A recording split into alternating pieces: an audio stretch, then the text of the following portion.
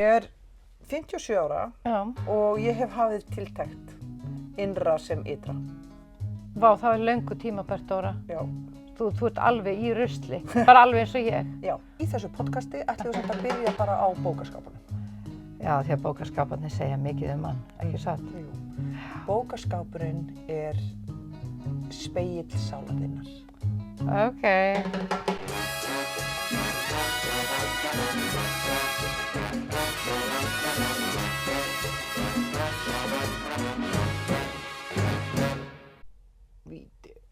Dóra, þegar maður svona að reyna að taka til í sjálfum sér, og ekki bara svona sálarkyrnunni, heldur líka í umhverfi sínu og allt það, þá, þú veist, fer maður líka kannski aðeins meira að spája hvað maður setur ofan í sig, þannig að ég ætla mér að bjóða þér hérna upp á drykk. Já. Sem ég drekka á mótnana, gjör svolítið og fá þér sopa. Já, takk. Og þú ert nú reynda búin að drekka hálfan. Ég var rosalega. Fannst þér þetta gott? Já, rosalega gott. En fyrirgefðu hvað ég drakk hann hratt. Nei, en þetta allt í lagi. svona morgunsmoothie. Já, en sko ég eiginlega get gengið á þessu bara hálfan daginn, sko. Og hvað í þessu? Það nefnilega, ok. Það avokado, það banani, Já. það hnetusmjör, það möndlumjólk, Já. það hreint kakao, Kakao. chigui, Chigui. kakao, Chigui. kakao. Okay. Sem er hjartaopnandi. Finnur ekki hvað þú ert að opnast í hjartanu? Jú. Nú bara Hjarta mitt. allt annað. Elsku hjarta mitt. Elsku hjarta mitt. Hérna, og það líka í þessu svona grænþörungar. Já, meinar spírulína? Já, eitthvað svoleiðis grænt duft. Eitthvað rosalega Er þetta algjör rútína? Gerir þetta bara? Já, já, ég geri þetta bara alltaf á mótana. Og þú veist, það er náttúrulega mikil fitt í þessu, bæði hnetusmjörið og avokadóið og möndlumjólkinu væntanlega. En af hverju viltu hafa hnetusmjörið? Mér finnst það bara að gera eitthvað betra bragð, sko. Já, það gerir svona mígra. Já, það er ekki allir sem þola hnetusmjörið, en þá er þetta bara að setja möndlusmjör í staðinn. Já. Skilurðu, eða bara avokadó, það væri líka. Og svo setti ég reyndar smá bara, af því að við erum svo sætar, þá setti ég líka smá döðlusíróp út í þetta. Já. Til að gera þetta smá sætt. Þetta er rosalega gott og í alvöru, hvenær færðu þið svo næstu máltíð? Já, ég þarf eiginlega ekkert að borða fyrir seinnipartinn. Þetta heldur mér alveg sattri allan daginn, sko. Ok, þú ert með lítinn maga. Já. Mér finnst gott að borða alltaf í hádeginu af því að það er bara, annars bara jafnréttarslys 4-5 litið. Það, verður þá alveg búin að því? Já, og þá fer bara blóðsykurinn þannig niður að þá byrja bara svona, það vaknar í mig skrýmsli sem er bæði fullt af sjálfsvorkunn en borðar bara brauð, keks, ost og ég þarf svona að hlaða í mig mat til að ná upp að verða aftur manneskja. Já, ég skil þig. Ég greinilega get komist lengur af án matar en þú. Já. Ég nú reyndar lengi haldið fram að ég væri einhvers konar tegund af kakkalakka. Þú veist, ég geti lifað ýmislegt af og þar á meðal til dæmis dálítið löng svelti. Þú veist, mér líður ekki illa. En þegar við skoðum human designið þitt, þá stóð þar að það hentar þér að gera föstur, en í mínu human designi það hentar mér, ég á alls ekki að fasta. Og fyrir þá sem er að hlusta og veit ekki hvað human design er, þá er það bara svona samsafn af allskyns stjörnuspeki, indverskri speki, I Ching, Maya Krossin og eitthvað svona, þetta er eitthvað svona lestur á orkunum. Já, þetta er svona manngerðarfræði. Já, manngerðarfræði. Sem við Dóra höfum afskaplega mikinn áhuga á því þetta er algjörlega óvísindarlega stutt. Já. Og við erum mjög fyrir þið andlega, óútskýrða og gefum lítið fyrir vísindi. Allavega þessa dagana. Já, en svo á ég mann sem er mjög flinkur í vísindum. Já, ég menn hann er alltaf vísindamaður. Hann er vísindamaður. Já.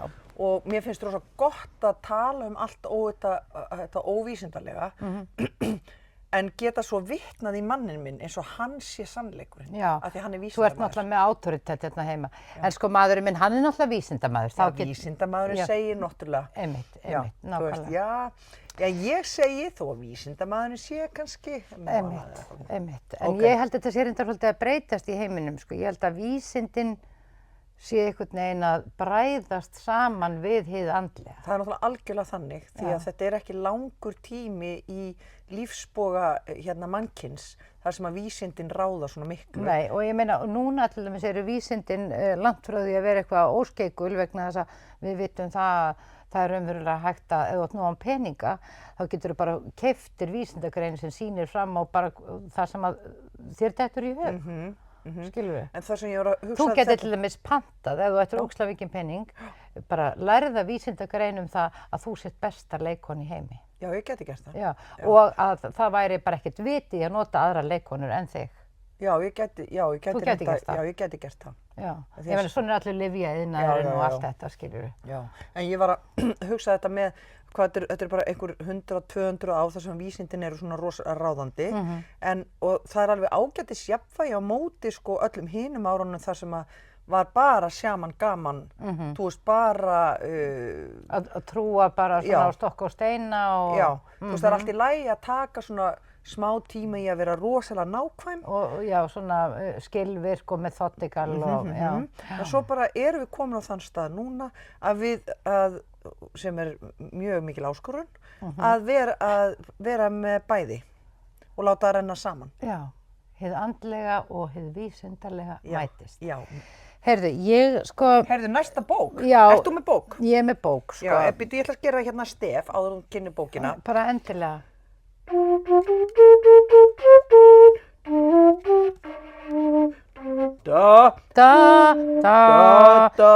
því að flautan Þetta stef er úr þættinum Vöku sem var svona menningar þáttur þegar við vorum stelpur og sjónvarpið var bara á fyrstu árum starfsemi sinnar. Og þetta var svona menn í flauelsbuxum og rúllukragabólum að ræða, skeggræða, listir og menningu. Og ég man að mér finnst þetta nú ekki skemmtilegi þætti þegar ég var barn. En það var En foreldrar okkar horfðu á þetta? Já, einmitt. Og það var alltaf verið að tala eitthvað um Vöku og við þekktum samt alveg stefið úr Vöku já, og kunnum það enn. Algjörlega, og þetta var bara svona tilheyrði þessum tíma og þessu lífi. Sko, þegar ég var lítil þá hafði ég mjög gaman að bókum sem að fjölluðu börn sem að voru á einhverjum ástæðum vitlaust í hús sett og komið svo að því að þau áttu að vera einhvers staðar annars staðar. Og svona höfðu einhvern veginn ekki ratað á rétt heimili, en svo kom í ljós... Eða voru svona að bjarga lífi sínu og voru eins og þau væru fullorðin. Já, svolítið þannig. Og kannski, þú veist, ólust upp hjá einhverjum hræðilegum foreldrum en svo kom í ljós að þau áttu ægilega góða foreldra. Og ég veit ekki af hverju þetta heillaði mig svo mikið, það er langt í frá, ég hef átt hræðilega foreldra og verið að hugsa að flýja þau öllum stundum. En það var einhver svona, sko ég man að ég spurði mömmu einu sinni, ég tökubarn? Og þau fengu mjög mikið hláturskast foreldrar mínir og ég varð mjög sár. Af því að þetta var einlæg spurning. Ég var svolítið upptekin af þessu, þú veist, að vera tökubarn og hugsanlega væri ég ekki á réttum stað. Það var ekki búið að segja mér þetta. Heyrðu, þú ert náttúrulega eins og bókin hérna Bláskjár. Manstu eftir henni? Ég man eftir henni. Já. Og ég man eftir því að það var bók upp í hillu hjá pabba og mömmu sem að ég horfði lengi á og las utan á kjölinn á þess að lesa hana. Og sú bók hét Borin frjáls.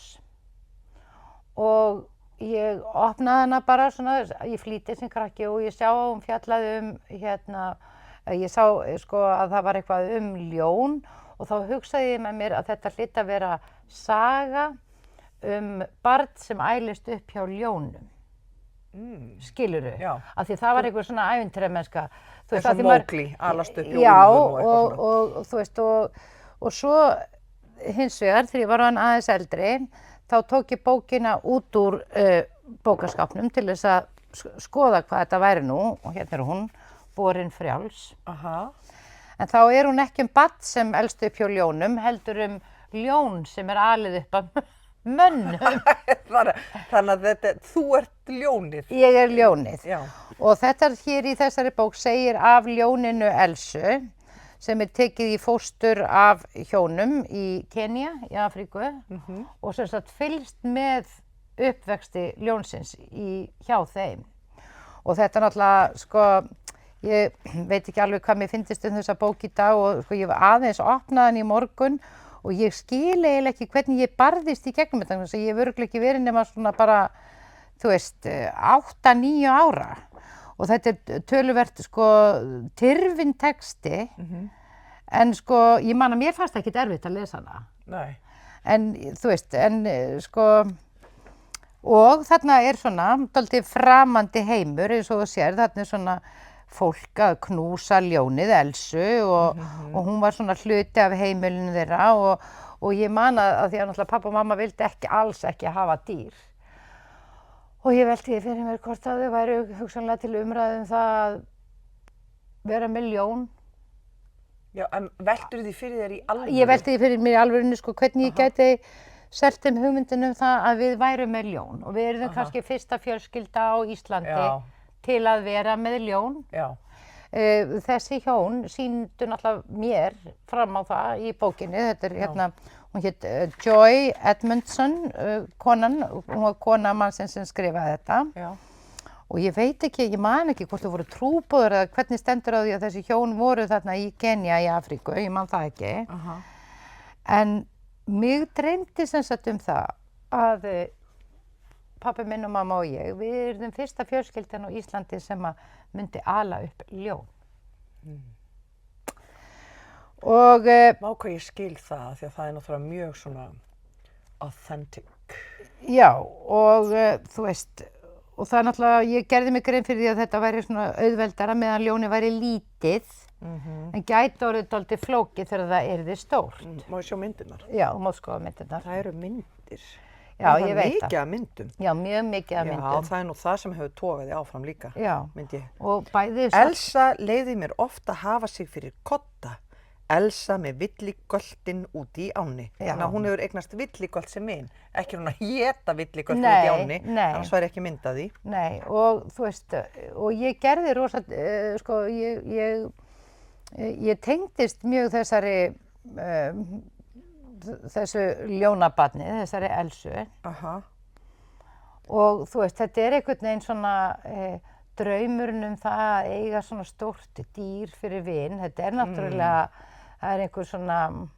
Við erum náttúrulega að horfa á svona myndir, Lassie og svona. Já, akkurat, sko.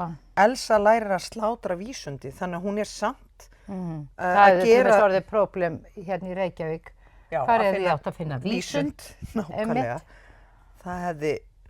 En hún næra að tengja við mennina og vita hvað er bráð og hvað er ekki bráð.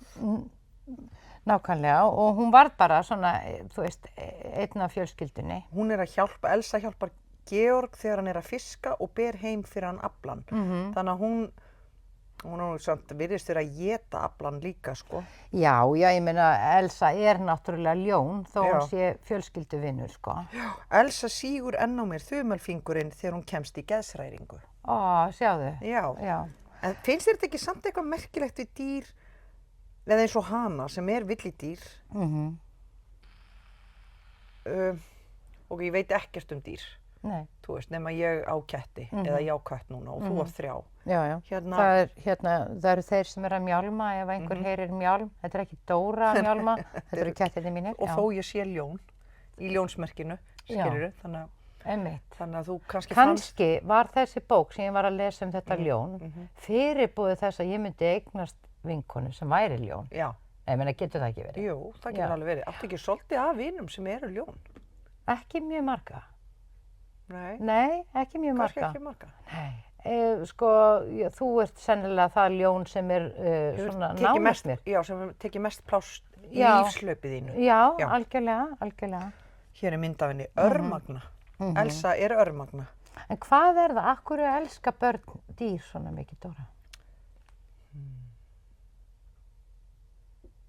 Og vinátta barna og dýra, hún náttúrulega getur verið alveg einstök. Ég náttúrulega var í sveit og ég var ég alveg í sérstöku ástarsambandi við hundinn á bænum, sko. Ég hef bara átt hund á fullorðinsárum, en ég veit bara að þegar það ekkert dýr inn á heimili, því það voru alltaf kettir heima hjá mér, og svo vorum við Nikko með kött í 20 ár og hund og það kom 7 mánaða tímabil þar sem var ekkert dýr inn á heimilinu. Já. Og það var eins og að vantaði allan galdur.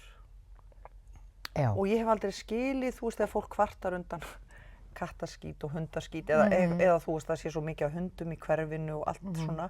Mér hefur fundist þetta vera, dýr þau takaði í einhvern sannleika. En þú þarft að hlusta inn í þau í rauninni ráða. Það er eins og að kemur ungabarnið í herbergi. Ungabarnið hefur hæstu tíðnina. Eða svona, þú veist. Einmitt, það byrjar alltaf að snúast það, ef allt er eðlilegt. Ef allt er eðlilegt, þá breytist heimilið í musteri eða eins og í heilagan stað, sko. Einmitt, og hérna, ég held að það sé auðveldara að vanrækja fólk heldur en dýr. Já. Heldur að það geti verið? Ég veit ekki, ég hef ekki alveg hugsað það. En ef þú hugsar það? Ef ég hugsa það. Af því að dýrin, þú veist, þau svona koma og krefjast hluta. Já, og án orða. Án orða. Án ásakana. Já. Þau eru bara að sækja það sem þarf. Já. Og sem er eðlilegt. Nei, dýr er eitthvað, þú veist, þú fer náttúrulega í samband við skrokkin á þér. Þegar þú ert í tengslum við dýr. Einmitt. Þú ert ekki... Sko, ég meina, ég get ekki farið fram úr á mótnana á þess að, sko, Pablo, kötturinn minn, komi og hann reynir að þvæla, sko, hann reynir nánast að fella mig. Já. Vegna þess að honum er mjög mikið í mun að ég gef honum vatn og mat áður en ég fer á klósettið. Já, það verður að gera strax. Já, það verður að gera strax og, sko, og stundum finn ég verð svona smá pirruð á þessu. Já. En ef ég bara fer í þetta strax, þá líður mér betur. Skilur ég veit ekki alveg í hverju þetta liggur, en allavega... Nei, en er það ekki eitthvað, sko, ég er að hugsa, af hverju er auðveldara að umgangast dýr en fólk? Þau eru náttúrulega ekki með kröfur nema bara alveg raunverulegar kröfur og svo er það tengslum nánd sem þau biðja en ekki, sko, þú skuldar mér eitthvað, þannig að það er aldrei sektarkennd sem fylgir því. Nei, og reyndar eru nú kettir þannig að þeir láta mann líka alveg ótrúlega mikið í friði. Já. Ég held að kettir, sko, bara þegar ég er að hugsa þá held ég að kettir séu, sko, bara mjög góðir kennarar í mannlegum samskiptum. Vegna þess að þeir koma og eru elskulegir við mann og láta mann vita að þeim þykir vænt mann, en svo gefa þeir manni rými. Þeir eru ekki svona einhvern veginn hangandi í manni eða heimtandi stöðu og athygli, þetta er munur þar á hundum og köttum til dæmis, sko. Já, hundurinn okkar, hann var til dæmis alltaf bara viltu leika, viltu leika, viltu leika, viltu leika, viltu núna leika, viltu ekki leika, en núna, en núna. Já, og ekki núna, þá bara núna. Já, en núna, og svo kemur einhverju inn, hæ, viltu leika, viltu leika, viltu leika, nei, hæ, ó, annar inn, já, vilt þú leika, já, vil leika. En sko, það er náttúrulega það sem að hundarnir eru þá að kenna okkur, við eigum auðvitað alltaf að vera að leika okkur. Já.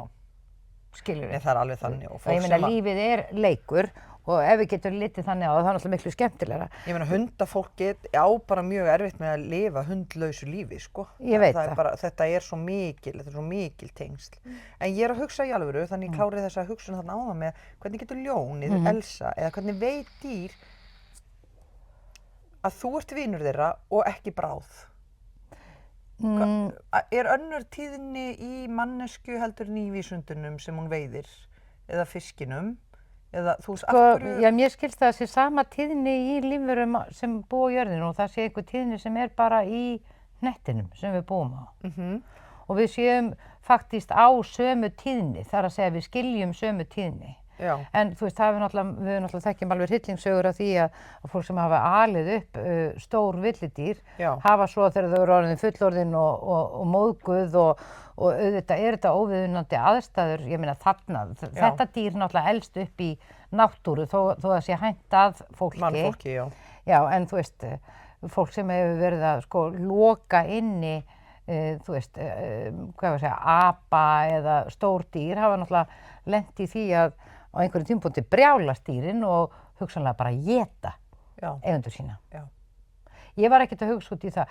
Ég var bara að hugsa get ég fengið að ala upp ljón í blokk í Háleitskörfinu og verða fyrsta barnið sem færi að alast upp með ljóni. Já. Það náttúrulega mjög stórt, en ég var með samskonar hugsun og ég ímynda mér að þetta hafi verið mikið fréttir á þessum tíma, alltaf fyrsta konan til að, fyrsti maðurinn sem fór á tunglið, það var alltaf verið... Ég held að þetta sé raunverulega eina ambisjónin sem ég hef haft í lífinu, að verða fyrsta barnið sem fekk að halda ljón í blokk á Haraldsbraut. Vá. Í alvörunni. Já, ég man hvað ég var spæld þegar Auður Eir varð prestur, því þá sé þá get ég ekki orðið fyrsti konupresturinn á Íslandi. Já, byrju, nú þarf ég aðeins að hreinsa. Já. Nú förum við, hér er komin fyrsta, þá getum við farið í efri heima. Já, getum farið í efri heima. Já. Við Steina fórum nefnilega á námskeið hjá argentískum sjaman sem notaði svona hristur og það var alveg geggjað. Þú hristar hristuna á sama hraða og þau ert að fara í remsvefn eða einhver svona tíðni. Já. Og ég fattaði að hristur eru faratæki. Af því að þú getur notað hristuna til þess að fara upp í efri heima eða neðri heima. Og þetta er fáránlegt, ég er að segja ykkur þetta sem er að hlusta, ég er ekki að segja Steina þetta, því Steina veit þetta. Þetta er fáránlegt af því að ég fór í alvörunni upp í aðra heima, var með svona, þú veist, gerði mér svona svolítið svona, ég var með loka augun og svona svolítið svona rángeið og þá ég auðvelt með að fara inn í svona aðra veruleika eða svona og ekki bara... Varstu svona eins og Eggert Þorleifs var að leika miðilinn? Já, svona. Já. Og svo fór ég eins og hann sagði bara, þið getið ímyndað eitthvað lyftu eða loftbelgi eða hvað sem er. Já. Og ég fór upp með einhverju, ég man ekki hvað faratæki var, nú ætla ég að fara til dæmis bara upp með loftbelg. Ég kom upp í efri heima, ég kem út, allt fullt af skýjum og ég sé bara nýjan heim hérna. Og það sem ég gerði þegar ég fór upp í efri heima þannig að þegar við vorum á námskeiðinu, þá var ég að leika mér að breyta mér, ég sá fjall og foss og á og svona og ég var fjallið, ég varð fossinn. Þannig ég var alltaf að renna saman við allt. Svo sagði ég bara, ok, ég get runnið saman við þetta, get ég þá tekið þetta í burtu. Þá tók ég þetta allt í burtu. Þá var bara heimur og stjörnur og þá var ég alltaf orðin stjörnurík og verið, nei, ég vil frekar sjá heiminn. Þá fór ég tilbaka og þá sá ég aftur fjallið og fossana, rann saman við fjallið. Þá kom öll fjölskylda mín og börnin mín gangandi upp fjallið og segja, leiðilegt að vera fjall þegar þau eru að koma því þá get ég ekki faðmað þau. Þá breytti ég mig í sjálfa mig, þess að faðma þau og þú veist þannig að... Manstu ekki hvaða faratæki hún notaði? Ég nefnilega man bara hvaða faratæki ég notaði til að komast upp í efri heima. Hvaða faratæki notaði? Ég fór að Geysi, beið eftir að hann myndi gjósa og stökk þá inn í hvað ég var að segja, hvirfilinn og sprautaðist upp í efri heima með gusunni. Vá! Já, ég valdi með það sem faratæki. Vá, hvað það er geggjað. En nú man ég ekki hvert ég fór svo, að þetta var svona hugleiðsla, en ég skrifaði það niður, þannig ég gæti fletti upp. Já. En mér varst þetta geggjað faratæki og ég fann alveg í hugleiðslunni, þá fann ég alveg tilfinninguna, þú veist, bara eins og þegar maður er að liftast í, þegar flugvél lækka flugið og maður fær svona tilfinningu. Já. Og ég þurfti alveg, sko, þú veist, ég lifði mig svo inn í þessa hugleiðslu. Þetta var geggjað faratæki. Ég mæli samt ekki með því að neinn reyni að ferðast með Geysi. Nei. En mér finnst þú svo ráða, ég hefði ekki valið Geysi af því að ég veit að líða kannski 20 ára á milli þess að hann gjósi. Já. Skilurðu, ég hefði orðið svona sjúklega praktísk. Já, ég skil. En ég held ég hafi farið upp með loftbelg. Og bara sleppt bókunum og farið hratt upp. Sleppt bara sandbókunum hratt. Já, bara hendið með einum og öðrum bara til þess að komast upp í efri hæðir. Já. Það sem ég fannst magnasamt var þetta með að því að það er hristur í öllum svona sjamanisma er maður að sjá þetta í Suður Afríku og í Afríku, Suður Ameríku, Ameríku, þú veist, þetta er náttúrulega geggjað hljóðfærið og svo einfalt. Já, en hristan er bara hjartslátturinn, það er bara verið að tengja, minna þig á að það slær sama hjartað í okkur öllum. Það er það sem hristan er. Já, og hann er að vinna á tíðninni í heilanum til þess að þú komist, sko, þú hættir að vera í rökhugsunni, farir úr vinstra yfir í hægra heilahvel, komist yfir í sko sköpunarkraftin í hausnum á þér og þú ert með því að fara í réttu tíðnina, sko. Og ég fór allt í að bera rosalega virðingu fyrir hristum. Já, ég líka. Og það er líka, sko, maður hugsaði það, krakkar, þau fá svona dót með hristum í. Já, einmitt. Þú veist, þetta bara sama, þetta tengingin við hjartslátt móðurinnar og tengingin við sköpunarkraftinn, skilurðu.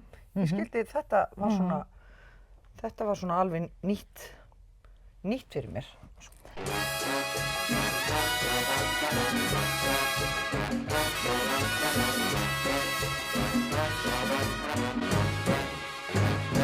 Varstu ekki að segja að þú verður að leita þér að tímabundinni vinnu? Jú, bara tímabundið. Já, ok. Ef þú ert að leita einhverju sem bara tímabundið, þá ferðu þetta bara inn á Alfreð. Já. Sérðu, tímabundið starf fulltrúi tjónadeild. Heyrðu, öll þessi eru tímabundin. Já, jólatrésala, það akkurat núna. Það tímabundið. Já, einmitt líka, og þá er líka bara að geta verið með trjánum. Já. Það líka svolítið svona andlegt, að þú ert andleg. Já, bara faðma tré og renna saman með algeiminn. Má ég sjá, forfallakennari.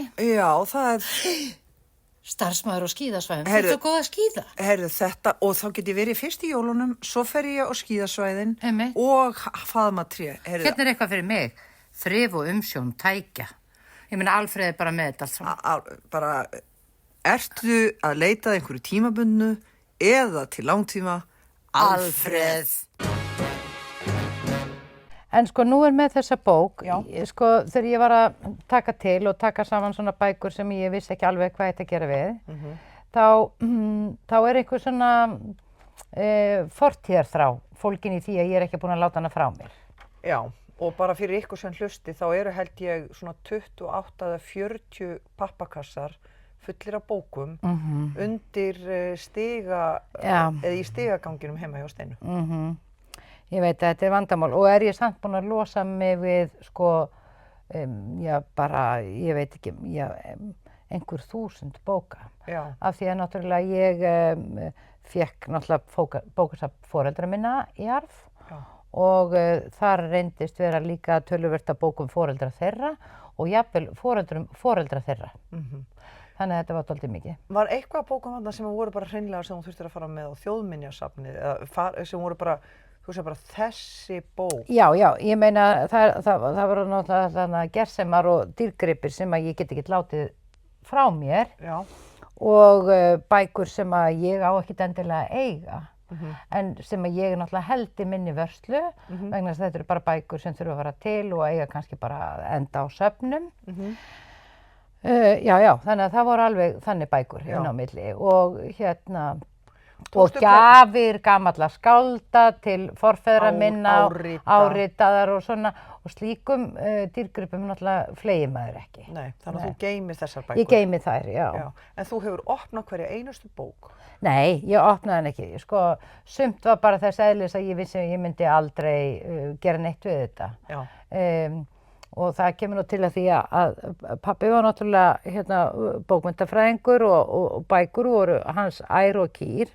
En hann var líka svona, þó hann væri svona, hvað ég var að segja, svona mikill áhugamaður skáldskap, þá var hann dellukall og datt inn í sko alls konar áhugamál og hann var tungumálamaður, þannig að til dæmis hans gríska bókasafn. Ég hef ekkert við það að gera. Ég mun ekki læra grísku í þessu lífi, þannig að það gat bara farið alveg í heilu lagi. Hvert fór það? Sko, ég auglýsti sko víða þegar ég var að fara í gegnum þetta og svo komu hérna til dæmis háskólanemar í heimsóknir og tóku það sem að þá langaði í. Og það var engin áhugi á gríska bókasafninu. Þannig að gríska bókasafni fór forgörðum. Já, af því það bara reyndist ekki vera sko móttakari fyrir því sko. Nei. Dóra, nú þetta er leiðilegt, en nú er þetta leiðilegt podcast. Já, ég veit það og ég nenni ekki að vera með móral fyrir þessu. Nei, færðu móral? Já, ég fæ móral. Ég fór bara að hugsa hvað þetta væri ekki gaman að tala um. Nei, ég fæ bara geðveikan móral. Vá. Já, ég fæ geðveikan móral. Ég fæ svona samviskubit yfir því að ég sé að svíkja áhugamál föður míns, sem er náttúrulega fáránlegt. Hann er látinn og ég veit að hann hefði sagt, Steina mín, þú ekkert við þessa bækur að gera, láttu þær fara. Ég fyrir rosalega löngu síðan komin á staðinn með af hverju á ég að geyma bók sem er til á bókasafni. Og það rosa dýrt fermetraverð í húsnæði að vera að geyma bækur í öllum húsum. Já, og ég segir af hverju það er. Það er vegna þess að þeir sem stjórna bókasöfnum heimsins eru svo duglegir að henda að það er bara glatast alveg ótrúlega mikið af merkilegum bókum í veröldinni, sko. Það? Já, og náttúrulega svo gengin yfir alveg gríðarleg ritskoðun. Ég meina það ekki þetta að kaupa eða fá allar bækur í Bandaríkjunum lengur. Það er bara gríðarleg ritskoðun og bókahreinsun í gangi á heimsvísu. Og náttúrulega, svo því náttúrulega haldið fram að við þurfum ekki bækur af því að þetta sé allt bara komið á netið, sko.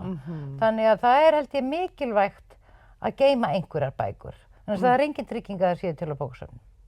Pú, Já. mic drop. Mic drop. Bam. Vá. Og í heimið sem segir að bókin sé dauð, Já. þá er ég ekki viss að það sé satt. En það skiptir máli að, þú veist, að það sé ekki bara einhverjir sem ákveði hvað bækur eigi að geymast. Þú veist, því þannig erum við alltaf að glata svo mikilvægum hlutum í sögunni að fólk sem að stjórnar tekur vondar ákvarðanir. Heyrðu, Nico, maður minn, hann var einhvern tíðan að gæta einhverja, eða hitt einhverja frakka. Ok, sagan er svona. Ég ætla ekki að reyna að muna hvernig hún kom til mér þessi saga. Það er frakki, kona eða maður, sem keypti sér risastóra skemmu og bjóð til prógram til þess að hann kaupir upp alla lagera af bókum sem að get ekki lengur verið í bókabúðum. Ok. Á bara klink, en bara tekur að sér að sækja bækurnar og koma þeim fyrir í þessum risastóru skemmum. Þannig að hann selur svo kannski bækurnar bara $2 eða $5. En í rauninni er geymslu miðstöð fyrir afskiptar bókmenntir veraldarinnar. Já. Já. Og fólk getur pantað þetta og svo fyrir bara róbot og bara sækir bókina, þú veist, það eru kannski til. Ertu að leggja til að ég stofni slíka verslun? Ég er ekki að leggja til að þú gerir það, en vissulega einhver sem er að hlusta gæti gert það. Já, einmitt. Af því að ég held að þú sést svolítið búin með að geyma bækur, að það sé svona, þeim kafla í lífið þínu sé svolítið lokið. Bókageymslukonan Steinu Nólina. Sem fékk hérna, þessi sem að fékk hérna rosalega samvinskupið á þann, hún þarf að fá annað verkefni. Já, algjörlega. Og í partasálfræðinu ættum við að spyrja hana, kæri bókavörður, hérna þú sem að, þér sem var kennt að elska bækur, þér sem var kennt að halda upp á og varðveita. Ég þurfum að spyrja partinn, sko, hvernig bækur vilt þú lesa? Já, ég ætla að spyrja, ég ætla að bjóða henni aðra vinnu, sko. Ég ætla að bjóða henni bara, sko, eitthvað annað sem getur hugsað að gera, finnst þú þarft ekki að passa bækur? Já, ég geti bara hugsað mér að bara passa bara ekki neitt. Já, og vera bara frjáls. Já, sko, mér finnst ég hafa þurft að vera bókavörður aðeins of lengi og ég var alveg til því að bara einhver annar tæki við því hlutverki. Hvernig lítur hún út, þessi partur? Þessi bókavörður? Já, ef ég var svona farin í hausinn á mér að finna út hvernig bókavörðurinn sem býr innra með mig býr, hann er svona í svona rústrauðum svona flaueli skokk og blárri rúllukrapeysu með þvertopp og í klossum. Já, ég sé hann alveg fyrir mér. Já. Hvað er hann gamall? Ég held að hann sé svona 7 ára. Já, þetta er alveg stelpa. Já. Þetta er ekki ung kona útskrifuð úr bókmenntaskóla. Þetta er 7 ára stúlka sem áttar sig á að allt hér í kringum í þessari íbúð eru verðmæti. Já, og hún gerist bókavörður. Já. Já. En nú er ég orðin 55 ára og þessi partur af sjálfur mér nennir ekki að vera bókavörður lengur. Fyrir 2 árum síðan var allur þessi veggur hér fyrir framan okkur bókahilla. Já, og allur þessi veggur þarna og allur veggurinn með framganginum þarna. Já, plús allir kassarnir inn í geymslu. Já, en núna er bara... Núna er ég bara með bækur á ganginum á milli herbergjanna. Og bara lága hillu. Já, ég á reyndar eftir að setja upp alveg heilan bókavegg einhvers staðar. En það eru sko bara bækur sem mig langar að geyma. Já. Já, af því að þegar ég fór í gegnum þetta stóra bókasafn, þá var stóra spurningin byrja fyrirgeðu, hver ert þú og á hverju hefur þú áhuga? Já, þú þurftir að endurfæðast Já, sem ég bókaeigandi. þurfti bara alveg að vera heiðarleg við sjálfa mig, bara í alvöru, hefur þú áhuga á þessu, þá skaltu eiga það. Já. Þetta var rosa. Þetta var alveg, sko, já, þetta var martraðarkennt, en líka mjög lærdómsríkt, sko. Mjög lært, af því að ég líka kynntist foreldrum mínum dálítið vel á því að sjá hvers konar bækur þau höfðu viðað sér í gegnum tíðina. Hver var munurinn á þeim? Já, pabbi var náttúrulega meira í sko, fræðibókum og fræðibókum skáldskap og skáldskaparlistina og mamma hafði svona kannski víðara sjónarhorn og mjög mikið svona kvennalitteratúr og svona, hvað ég var að segja, svona, þú veist, þessi feminismi sem var að, þú veist, 70, 80, skilurum mjög mikið af slíkum bókum og svona, já, hún las meira af skáldsögum heldur en pabbi, sko. Hélstu í eitthvað af þessum bókum eða upplifur að þær hafi verið deytaðar og þyrftir ekki að eiga þær, þessi femíníski kúltúr? Sumar hafði ég nú lesið sem ung kona en margar lét ég bara alveg fara. Já. En hvað kom sjálfur þér á óvart með hvaða bækur þig langaði að eiga? Það var nú aðalega, sko, þegar ég fór að skoða mínar eigin bækur, því að svo var mitt eigið bókasafn líka og það náttúrulega gengur í ættir að safna bókum, þannig að ég var sjálf alls ekki barnanna best, ég átti alveg ótrúlega mikið af bókum sjálf og það sem stendur upp úr það ég hef eiginlega mest gaman af bókum mannssálina og bókum handavinnu. Já. Og heimspeki og trúarbrögð. Heimspeki, trúarbrögð, svona sálfræði og svo svona handavinna og alls konar svona, já, allt sem hægt að gera í höndun. Já, þú ert náttúrulega með eitt herbergi þar sem eru eiginlega bara hnyklar og... Já, og föndurdót. Já. Já. Þannig að það ekkert... Ég ekki svona, þú veist, mikil skáldsögumanneskja. Ég las rosalega mikið af skáldsögum þegar ég var yngri. Ég hef einhvern veginn ekki mikinn áhuga á skáldsagnalestri í dag. Lestu meira eða hlustaru meira núna? Ég hlusta meira núna. Ég geri það. Og þá einmitt að gera alls konar aðra hluti á meðan, sko. Ég náttúrulega, þú veist, ég á mikið af börnum og sko, þegar ég eignaðist þarna 2 yngstu börnin, þá bara hætti ég að kunna að lesa. Og þú veist, ég held að margir lendi í þessu sem eru með mikið af litlum börnum, að þeir finna þeir hafa enga eirð eða tíma eða ró í að lesa. Þannig að kom alveg, sko, þarna einhver ár þegar yngstu börnin voru lítil þar sem ég bara gat ekki lesið skáldsögur. Og þá fór ég að lesa meira svona non-fiction, alls konar svona, já, bara svona félagsvísindi, ég fór að lesa miklu svona félagsvísinda, svona skrifað mannin og hvernig hann opererar í svona félagi við annað fólk og fór að hafa gaman að því þá var það, þú veist, þá þurfti ég ekki að halda þræði og gæti ég lesi bara kafla og kafla. Já. Og svo hef ég alltaf haft gaman að því að lesa ljóðabækur líka. Af því það akkurat svona eitthvað stutt og svona samþjappað og hvað ég var að segja, svona hnitmiðað. Já. Og þá getur einhvern veginn fyllt mann inn í daginn og maður getur verið að pæla í þessu ljóði þó maður sé, þú veist, að skipta bleiur og þvotta og eitthvað svona. Nú ætla ég aðeins að stinga mér hérna inn í, gefa þér ein skilaboð úr bókinni Borin frjáls. Borin frjáls. Eftir Joy Adamson. Já. Á meðan unnið var að því að reisa tjöldin, fór ég með hana niður á ánni og þar lögðust við til hvíldar. Mér var nú létt hjartaræturnar og ég gat hvílst með setu, því að ég fann að framtíð Elsu var trygg. Henni hefur líka verið svipað innanbrjósts, þess að elstu, því að hún lagði stóru, mjúku loppuna sína ofan á mig og fjall í blund. Ég vaknaði við að hún lyfti höfðinu og horfði á antilópuhafur sem grillti í gegnum laufið á hinum bakkanum. Elsa fylgdist af athygli með antilópunni sem vissi ekki návist okkar. Enda þótt hún væri sæl og ánægð með þessa stundina vissi ég að áhugaleysi hennar á hafrinum var að nokkur leyti sprottið af því að hún var södd. Hvað hafði hún étið? Nokkrar litlar grænapar horfðu þögulir á okkur, nokkrir litlir grænapar. Ekki grænapar. Grænapar. Horfðu þögulir á okkur ofan úr trjánum, en hvar voru hinir háværu vinir Þú meinar að orðið sé grænapar? Ég held að fyrst það veri grænapar. Ég held að það veri fuglategund, grænapar. Vinir okkar babúnarnir sem aldrei höfðu látið sig vanta.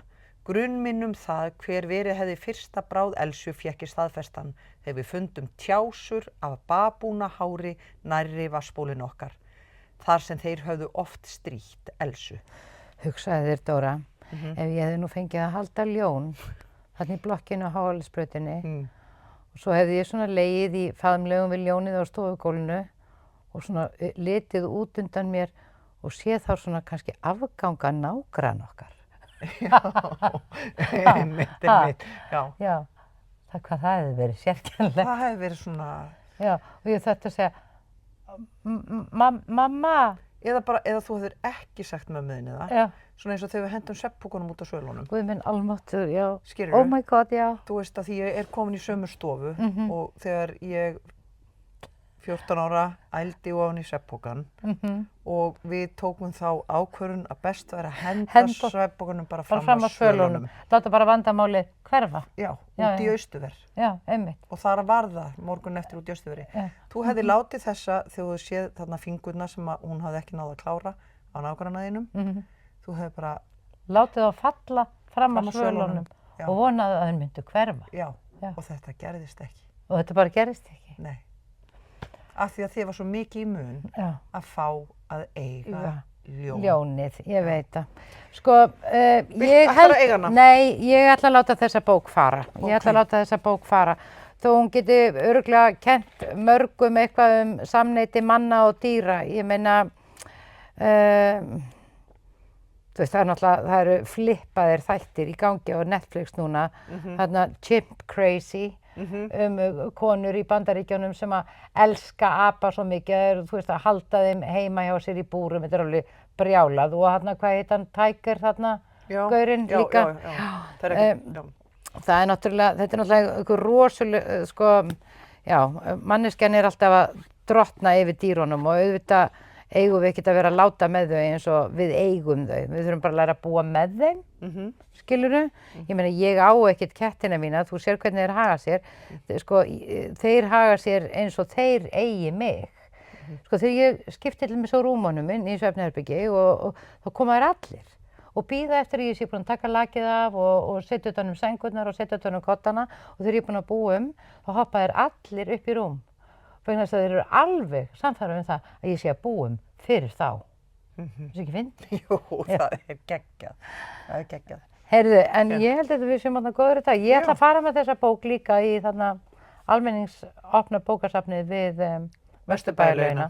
Það fer nú óðum að fyllast hjá þeim, en það er allt í lagi. Ég vona, og ég ætla líka að gera, ég ætla að setja nafnið mitt hérna inn í og svo næsti sem les getur sett nafnið sitt inn í og þá verður þetta svona einhvern tímann heimild það hverjir lásu þessa bók. Já, og einn daginn þá kannski birtist hún í podcasti hjá einhverjum öðrum. Pældi því? Já, eða sjónvarpsþætti. Eða... En ég meina það er ekkert loku fyrir það skotið að ég geti búið með ljóni. Ég meina, kannski á ég eftir að búa í Afríku einhvern tímann og eignast ljón. Já. Kannski á ég að halda þessum draumi lifandi. Já. Sko, ég átta mig núna sem fullorðin manneskja að það er ekki skynsamlegt að vera með ljón í blokk við Háaldsbraut. Nei, það er ekki skynsamlegt. Nei, ég sá enga vankant á þeirri hugmynd þá, sem átt okkur á því. Svona getur nú sjónarhorn manns breyst með aldrinum. Já, og svo getur ljón verið einhvers konar metafóra kannski fyrir einhvern mann. Já, þú meinar? Já, kannski. Að ég sé að leita manni í ljónsmerkinu? Já, kannski. Ég veit það ekki. Nei, ég veit það nú ekki. En allavega, við sjáum hvað setur. Ok, nú skalt þú ljúka þessu podcasti fyrir hönd okkar. Já, ég ætla að ljúka þessu podcasti, bara takk fyrir samveruna Dóra, alltaf ótrúlega gaman að vera með þér. Takk, sömuleiðis. Og já, ég bara vil þakka þeim sem nefnt að hlusta á okkur fyrir samveruna og bara minna á það að við erum alveg frábærar konur við Halldóra. Já, það er gott að minna á það. Ég vil bara minna mig á það, Já. Ég vil minna þig á það, að við erum alveg frábærar. Og ég ætla að segja að ég er sérstaklega ánægð með að þið hafi langað að eignast ljón og ég hafi svo komið inn í lífið. Ég veit það. Þannig ég er eiginlega að fá meiri upplýsingar vináttu okkar. Einmitt. Þó ég hafi aldrei étið neinn sem að þú, Hefur aldrei étið neitt? Nei, sem að hefur verið í kringu þig, Nei, eða svona þú veist. nei. Ég hef ekki verið mannæta í gegnum lífið, þá meina ég sem myndlíking. Já, ég skil þig. Heyrðu, en bara sjáumst fljótt. Sjáumst fljótt.